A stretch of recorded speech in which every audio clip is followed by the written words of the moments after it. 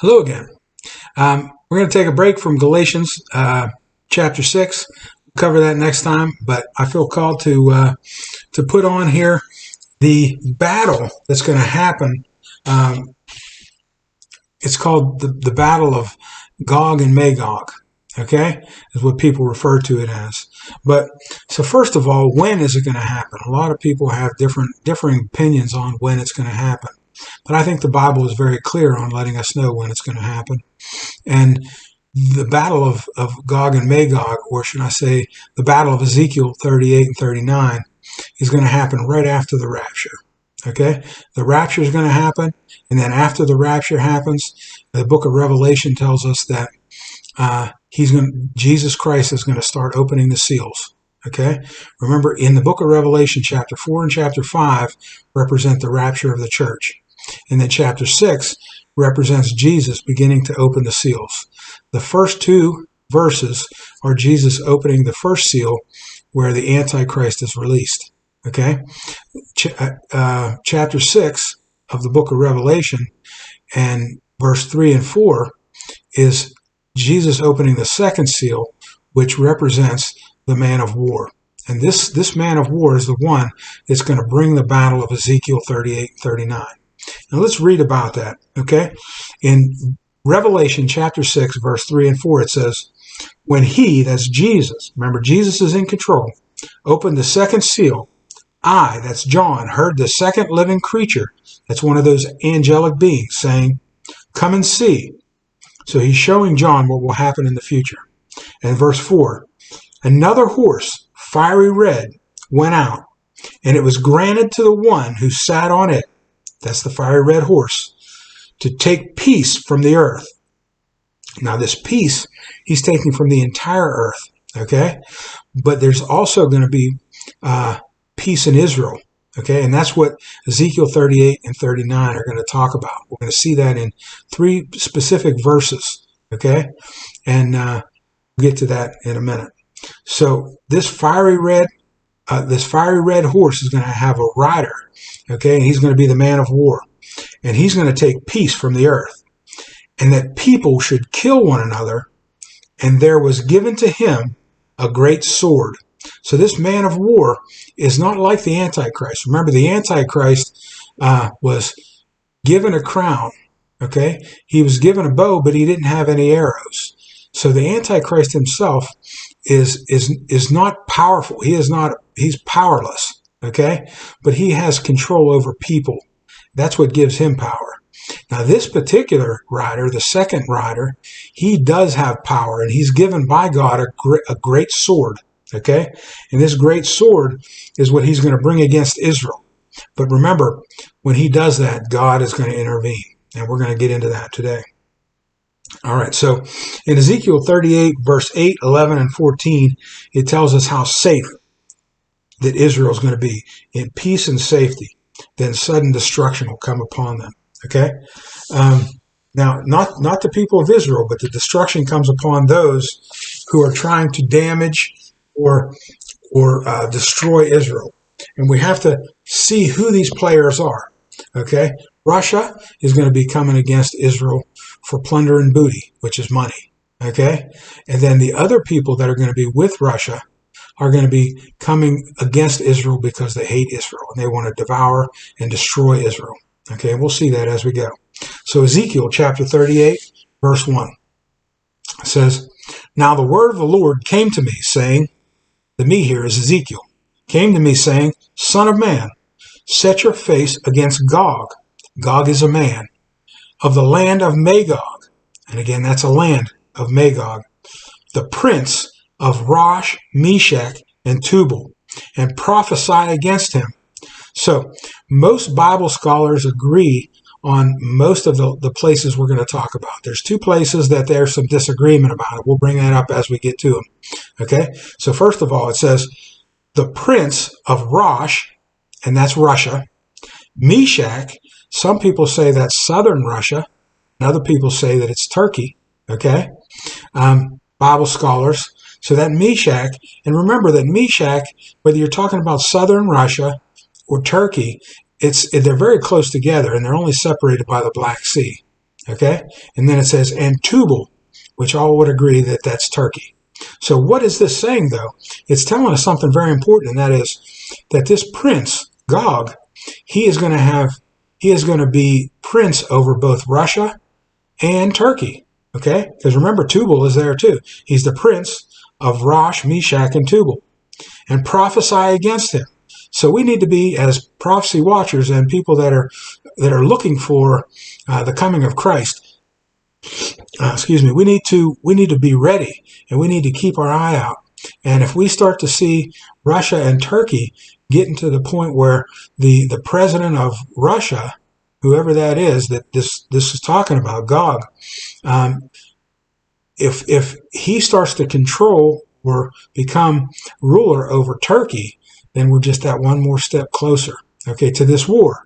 That doesn't mean this has to happen before the rapture, but this war has to, when it does happen, that Gog, the president, will have, or the prince, as this says, will have control over both Russia and Turkey, okay? So again, verse 2, Son of man, set your face against Gog, the man, and of the land of Magog, the prince of Rosh, Meshach, and Tubal, and prophesy against him, and say, Thus says the Lord, Behold, I am against you, O Gog, the prince of Rosh, Meshach, and Tubal. I will turn you around, put hooks in your jaws, and lead you out with all your army, horses, and horsemen, all splendidly clothed, a great company with bucklers and shields, all of them handling swords. So God is going to bring this Gog against Israel, okay? So he is going to turn him around, Gog. And remember, these people are going to be with him, which is Rosh, Meshach, and Tubal, okay? And he's going to turn them around, put hooks in their jaw, and lead them out, okay? And then verse 5 tells us not only are those three, or Russia and Turkey going to be involved, but there's going to be other people. It says, verse 5, Persia, Ethiopia, and Libya. Ethiopia and Libya are with them. That's the armies of Gog. All of them with shields and helmets. So Persia is just an ancient name for Iran. So now we have the three main players. We have Russia, Turkey, and Iran. But we also know that Ethiopia and Libya will also be with Gog's army. Okay? Ethiopia in the Old Testament is referred to as Cush, and Libya is referred to as Put. Okay? And it says, verse 6, Gomer and all its troops, the house of Tergama from the far north and all its troops, many people are with you. Talking about Gog, many people are with Gog. So Gomer, just like Meshach, there's some disagreement as to whether this is southern Russia or Turkey. Okay, Gomer. It says Gomer and all its troops in the house of Tergama, which is part of Turkey in Asia Minor, current Asia Minor. It says from the far north and all its troops, many people are with you. Prepare yourself. He's talking to Gog. God is talking to God. God is talking to Gog. Prepare yourself and be ready, you and all your companies that are gathered about you, and be a guard for them. So all the armies of Gog and his allies. Okay? God is telling him, Gog, to be ready. All right? So again, now we have 5 present day players. There's more than 5 names here. Okay? We have Rosh, Meshach, Tubal, we have Persia, Ethiopia, Libya, Gomer, Tergama. There's more than 5 there, right? But those all consist of only 5 present-day countries, okay? The countries that it's talking about are Russia, Turkey, Iran, Ethiopia, and Libya, okay? So keep that in mind. So as we watch the history unfold, or I should say news, really, in present day, the news unfold, we're going to see them coming more coalesced, coming more one, and remember that Russia, Turkey, and Iran are going to be the major players, but also there's going to be there's going to be Ethiopia and Libya are also going to be with them. All right? Now, verse 8.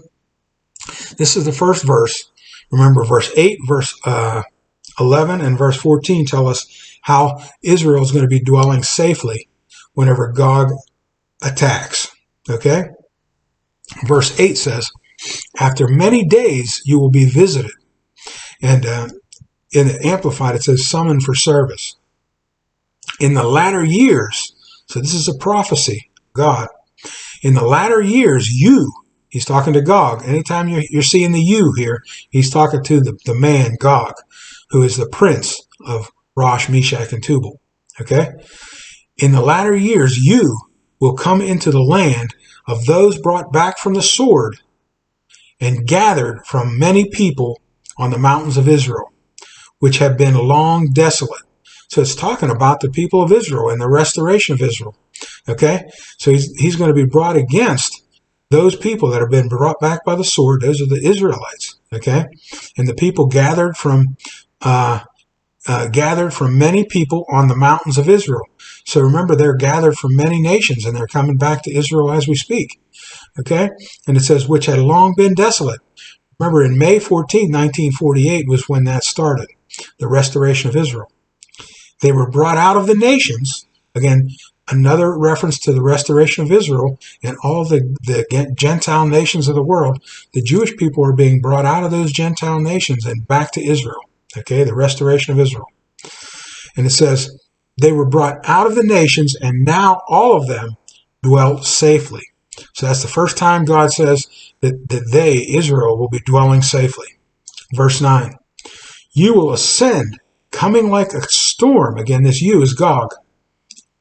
Covering the land like a cloud, you and your troops and many people with you. So Gog, his armies, and his allies. It says, thus says the Lord God, on that day it shall come to pass that thoughts will arise in your mind, and you will make an evil plan. So God, talking to Gog, saying that Gog is going to make an evil plan, and he's going to be making this plan against Israel. Okay, and he's going to have many allies. It says, verse 11, you will say, I will go up against a land of unwalled villages. I will go to a peaceful people who dwell safely. The second time God tells us that they are dwelling safely. All of them dwelling without walls and having neither bars nor gates. Now, we know now that Israel has walls, bars, and gates, and they have many ways and fences and things like that to keep people out. At this time, Israel is going to be dwelling safely, and there will be none of that. No bars or gates or anything like that. Okay? No walls, having no bars nor gates. So again, the second time, verse 11, talking about Israel dwelling safely. And remember that the red horse rider is the one who's going to break peace from the earth. Okay? Which he's going to be using this man Gog. All right? And then verse 12 says, whenever this Gog comes up against the land of unwalled villages, verse 12 says to take plunder and to take booty, meaning that Gog wants to take what they have. Now, before, a long time ago, people didn't quite understand what this is. What does Israel have that Russia, a big place like Russia, would want? Okay? Now remember, Russia is a supplier of oil. And now they're having a hard time with their oil and, getting shut down to Europe. And Israel's discovering much oil right off the coast. Okay? And Russia's starting to look at Israel like, they're going to take away 40% of our economy. Okay? Because of the pipeline that they're now creating with Europe. So we can see now what Russia sees as far as Israel taking away some of its money. And it's not Israel that's taking it away. It's the fact that Israel has discovered this oil, and Russia wants to come against the land to take away what Israel has. Okay? So again, let's keep going. To take plunder and to take booty. That's Gog wants to take that from Israel. To stretch out your hand against the waste places that are now inhabited, talking about Israel, and against the people gathered from the nations, again, the restoration of Israel, who have acquired livestock and goods, who dwell in the midst of the land. So, again, this man of war will move Russia and Turkey and the allies against Israel for food and goods. And then verse 13, it's going to mention some more people. But these people aren't part of the war. These people are just doing business with Israel, okay? And they are financially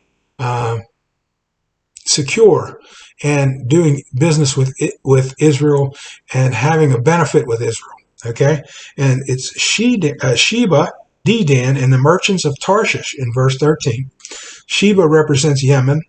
Dedan is the Saudi Arabia and the merchants of Tarshish, which is southern Spain, and all their young lions, so powerful leaders, which in this could actually involve the United States here, okay? The colonies and Britain, some believe, okay? And it says, will say to you, so all these places, the Yemen, Saudi Arabia, southern Spain, and some of these powerful colonies and leaders are going to say to Gog, have you come to take plunder? Have you gathered your army to take booty and carry away silver and gold, to take away livestock and goods, to take great plunder? And why are they asking him this, okay? They're not doing anything about it, but they're asking Gog this because this group is opposed to Gog doing that because they have a vested interest in Israel's prosperity, okay? And then verse 14 says, therefore, Son of man, so God is talking to Ezekiel here, therefore, Son of man, prophesy and say to Gog, thus says the Lord God, on that day when my people Israel dwells safely, will you not know it? So again, verse 14 tells us for the last time, Israel is dwelling safely when Gog comes against it. Okay? And God says, will you not know it, that they are dwelling safely? And then verse 15 says, then you will come from your place out of the far north.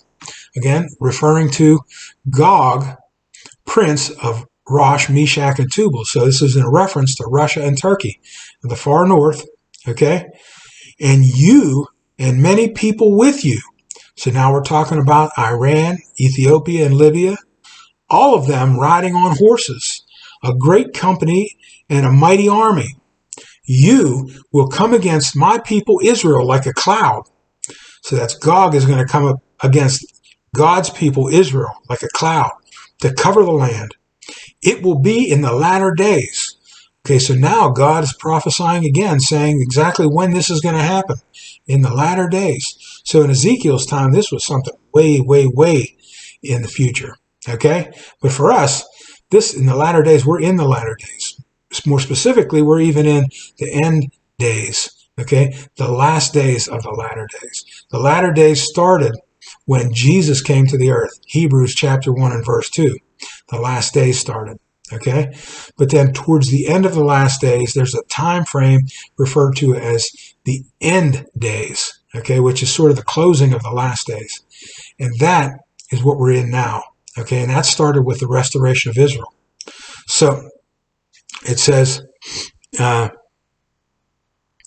you will come against my people Israel like a cloud to cover the land. It will be in the latter days that I will bring you against my people, so that the nations, that's the Gentiles, may know when I am hallowed in you, O Gog, before their eyes. So God's going to do something that's going to make all the nations know that he is God. Okay? And then verse 17 says, thus says the Lord God, are you he? Now he's talking to Gog, and this Gog probably doesn't even know he's Gog. Okay? Many people might think that it's Putin, and it could be, but we don't know. We don't know exactly when this is going to happen. We know it's going to happen at the beginning of the tribulation, but we don't know when the beginning of the tribulation is. Okay? So what this is saying to us is, thus says the Lord God, are you he? He's talking to the present day or the future Gog, the man Gog. Are you he of whom I have spoken in former days by my servants, the prophets of Israel, who prophesied for years in those days that I would bring you, Gog, against them? So he's speaking to Gog in the latter days.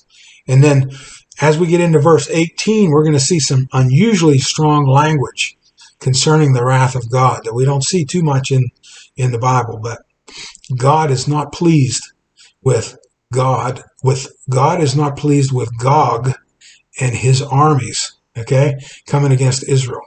All right. And it says in verse 18, and it will come to pass at that same time. So at the same time that he's coming against Israel, Gog is coming against Israel. When Gog comes against the land of Israel, says the Lord, that my fury will show on my face. For in my jealousy and in the fire of my wrath I have spoken.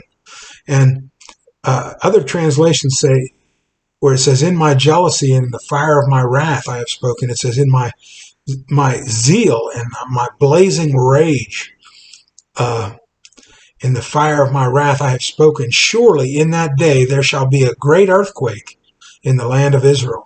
So this is, again, there's a great earthquake at the beginning of the tribulation. If you've covered Revelation with us, you know that. And then verse 20 says, so that the fish of the sea, the birds of the heavens, and the beasts of the field, all creeping things that creep on the earth, and all men who are on the face of the earth shall shake at my presence, says the Lord, okay? The mountains shall be thrown down, the steep places shall fall, and every wall shall fall to the ground. So no buildings will be left standing after this earthquake. It's going to be a massive earthquake. And verse 21 says, I will call for a sword against Gog throughout all my mountains. Thus says the Lord God. So the sword is against Gog, remember. Every man's sword, that's going to be these invading soldiers, okay? Every man's sword will be against his brother. So God is going to create such a panic and confusion, okay, that Gog and his allies will just destroy one another, okay? And not only will they destroy one another, we're going to see God is going to do something as well. And it says in verse 22, it says, I will bring him, and that's Gog, to justice or judgment with pestilence and bloodshed. I will rain down on him, on his troops, and on the many peoples who are with him, flooding rain, great hailstones, fire, and brimstone. So God is going to rain all these things, including fire and brimstone, down from heaven on these people of Gog and his armies. Okay? So this is going to be wrath, the likes of which the world at that time is never seen. Never seen. And nothing has happened this disastrous for people since the flood of Noah. And all these wicked people of Gog and his armies are going to be destroyed in all of those nations. This is going to be worse than Sodom and Gomorrah. Okay? And it says in verse 23, thus I will magnify myself and sanctify myself. Some translations where it says I will magnify myself say demonstrate my greatness and sanctify myself, and I will be known in the eyes of many nations. And when it says nations plural like that, it's talking about the Gentiles. Then they shall know that I am the Lord. And again, some translations say they shall know without any doubt that I am the Lord. So as we move into Ezekiel chapter 39, we're just going to cover the first 10 verses. It says, 39:1 says, and you, man, son of man, talking to Ezekiel, prophesy against Gog and say, thus says the Lord God, behold, I am against you, O Gog, the prince of Rosh, Meshach, and Tubal. Again, Russia and Meshach is either southern Russia or Turkey, and Tubal is Turkey, is a part of Turkey. Okay? And then verse 2 says, and I will turn you around and lead you on, talking to Gog, God talking to Gog, bringing you up from the far north, okay, Russia and Turkey, and bringing you against my mountain or the mountains of Israel. Then I will knock the bow out of your left hand and cause the arrows to fall out of your right hand. So God's going to take away the power that this army has. Okay, he's getting ready to destroy them, and we already got a touch of that when he's going to rain down flooding rains, hailstones, fire, and brimstone. And it says in verse 4, you, and it's God talking to Gog, says, you shall fall upon the mountains of Israel. Some translations say fall dead on the mountains of Israel. You and all your troops and the people who are with you. So again, all of Gog's troops would be Russia and Turkey. Okay? Rosh, Meshach, and Tubal. All right? And also the troops that are with him. And it says, I will give you, that's Gog, to the birds of prey of every sort, and to the beasts of the field to be devoured. So God's saying that all these people that are going to be destroyed, they're going to be consumed by the birds and the beasts. Okay? And it says in verse 5, you shall fall, again, fall dead, on the open fields, for I have spoken, says the Lord. And I will send fire on Magog. Remember, Magog is the land of Magog. And on those who live in security in the coastlands. So, again, remember, southern Russia is on the coastland. Turkey is on the coastland. Both the northern part of Turkey and the southern part of Turkey is on the coastland. And then Cush and Put are on the coastland of Africa. So God's talking about all of these places we've been talking about. He's saying that he's going to rain fire and brimstone down. He's going to rain fire on Magog and all of those who are living securely in the coastlands. Okay? But he's talking again about these evil people that are coming against his land and his people, Israel. And it says, then they shall know that I am the Lord. Okay? Verse 7, so I will make my holy name known in the midst of my people Israel, and I will not let them profane my holy name anymore. Then the nations, that's the Gentiles, shall know that I am the Lord, the Holy One in Israel. So again, God's purpose is clear here. He is going to, first of all, he's going to help Israel. Okay, he's going to destroy Gog and all of his armies and all those that are with him.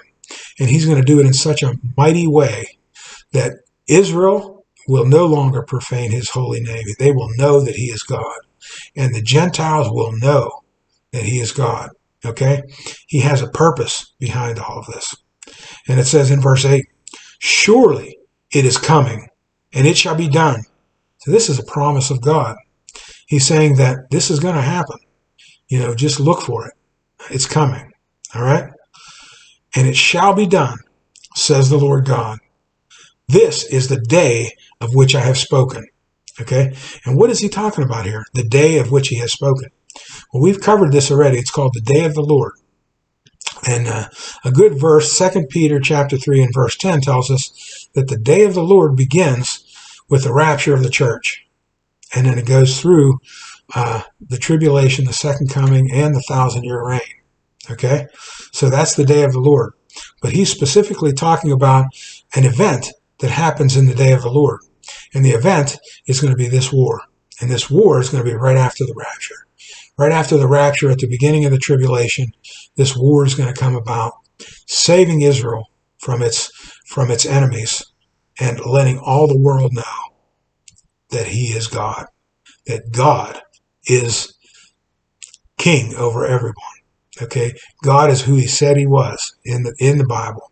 All right, and just because nothing spectacular like that kind of destruction has happened since the flood, okay, doesn't mean that the people now that are living in this day, we're blessed, and we need to accept God and his word. Okay, accept God and his word. and be looking for all of his promises. All right. The next one is the coming of Christ, and he's coming soon. Okay. And then it says, verse 9, then those who dwell in the cities of Israel will go out and set fire and burn the weapons, both the shields and the bucklers, the bows and the arrows, and the javelins and the spears, and they will make fires with them for 7 years. Why do you think God mentioned 7 years? Because that's the length of the tribulation. Okay? So these people in Israel, once God saves them from their enemies, they're not going to need to go out into the fields and cut trees down for wood. They're going to have plenty of wood. They're going to be able to burn all of the weapons. What does it say? Burn the weapons and the shields and the bucklers and the bows and the arrows and the javelins and the spears. They will make fire for 7 years during the time of the tribulation. They'll have plenty of wood, okay, to burn. And it says in verse 10, they will not take wood from the field, nor cut down any from the forest, because they will make fires with the weapons, and they will plunder those who plundered them, and pillage those who pillaged them, says the Lord God. So, wow, that's powerful stuff. And I think it's pertinent to the day we live in, because this war is approaching, okay? It's approaching. And we, the Christians, are not going to see the war, okay? Because it's going to happen as soon as, should I say, after the rapture, but as soon as Jesus opens the second seal, okay, in Revelation chapter 6 and verse 3 and 4. So we'll be gone. We'll be out of here. But at the same time, it's the foreshadowing of this war is getting very close, okay? We're seeing Russia right now forming a really very tight friendship with Turkey and with Iran, okay? And, these other groups that are with them, okay, Ethiopia and Libya, and some of the other places, all these different areas in Turkey, and whether it be southern Russia and the mainland Russia and Iran. Iran has a major beef with Israel right now, and there's just so much going on that is showing us the fulfillment of this prophecy. And again, it's only a foreshadowing. By the time this actually happens, they're going to be so tightly united. These groups, these 5 groups that I mentioned, which are Turkey, let's start with Russia, because they're the main ones. Russia, Turkey, Iran, and then Libya and Ethiopia. They're going to be so tightly interwound that we're going to see, or the people that are living on the earth at that time are going to see how tight they are. And so tight that Russia, the president of Russia, is going to literally also be the president of part, if not all, of Turkey. Okay? Because remember, Gog, the president, or the let's call him what the Bible calls him, the prince of Russia, Meshach, and Tubal. And Tubal is from Turkey for sure, and Rosh is from Russia. So we know he's the prince of both. All right? Now, Meshach, again, we're not sure. Some Bible scholars disagree that Meshach may be southern Russia, okay, right up against the Black Sea. And some think that it's the northern part of Turkey, which again is right up against the Black Sea. So that doesn't really matter. What matters is that this war is coming. Okay? In Ezekiel 38 and Ezekiel 39, the first 10 verses. You could read more into 39 if you like, but we're just going to cover those two, all of 38 and the first 10 verses of 39. And I think it really gives us a good insight as to this war. And we have to understand when this war comes, it's going to break peace. It's going to break not only the peace of Israel, as Ezekiel 38 says, verse 8, I believe it's 11 and 14, but it's also going to break the peace of the world, of the earth, okay, as it says in Revelation chapter 6 and verse 4. So that is the battle of Ezekiel 38. We'll be back with Galatians chapter 6. All right, bye-bye.